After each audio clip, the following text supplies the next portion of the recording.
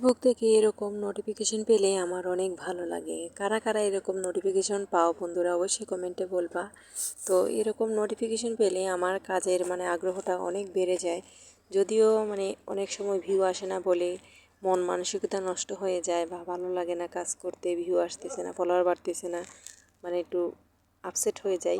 তখন যখন এরকম নোটিফিকেশানগুলো পাই না, তখন অনেক অনেক ভালো লাগে। কাজের জন্য আবার মন মানসিকতা আবার অন্যরকম হয়ে যায়। তো তখন আবার বেশি বেশি করে কাজ করা শুরু করে দিই। আমি এমনিও অনেকটা টাইম দিই ফেসবুকে। যদি আমি গৃহিণী, আমার সংসারের কাজগুলো আমি তাড়াতাড়ি কমপ্লিট করে আমি ফেসবুকে সারাদিন মনে করে অ্যাক্টিভ থাকি। যতটুকু সময় পারি ততটুকু সময় আমি অ্যাক্টিভ থাকি। অনেক বেশি সময়ই কিন্তু আমি ফেসবুকে অ্যাক্টিভ থাকি। তো তার যদিও এতটাও ভিউ আমার আসে না, তারপর আশা আছে কোনো একদিন হয়তো আসবে। এক সময় আমার এসেছিল, নিজের ভুলের জন্য কাজটা বন্ধ করে দিয়ে সব এলোমেলো হয়ে গেছে। এখন আবার নতুন করে শুরু করাটা অনেকটা কষ্ট, আবার আগের জায়গায় যাওয়া। তো তারপরও হাল ছাড়বো না, এবার আর পিছিয়ে পড়বো না কখনোই।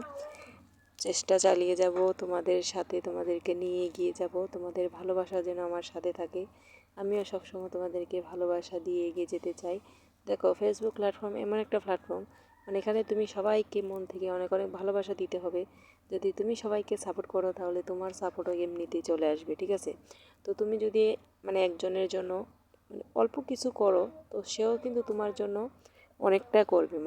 কথায় আছে, একটা বাংলা একটা প্রবাদ আছে, তুমি যদি কারোর জন্য হাঁটু পানিতে নামো না, সে কিন্তু তোমার জন্য গলা পানিতে নামতেও প্রস্তুত। তো ফেসবুকটাও হচ্ছে এরকম, তুমি যদি কাউকে এতটুকু ভালোবাসা অল্প কিছু ভালোবাসা দিয়েও তাকে খুশি করতে পারো, সে কিন্তু তোমার আইডিতে যেয়ে অনেক অনেক ভালোবাসা দিয়ে আসবে। ফেসবুকটা হচ্ছে এরকম, ঠিক আছে? আর হচ্ছে কমেন্ট, যত কমেন্ট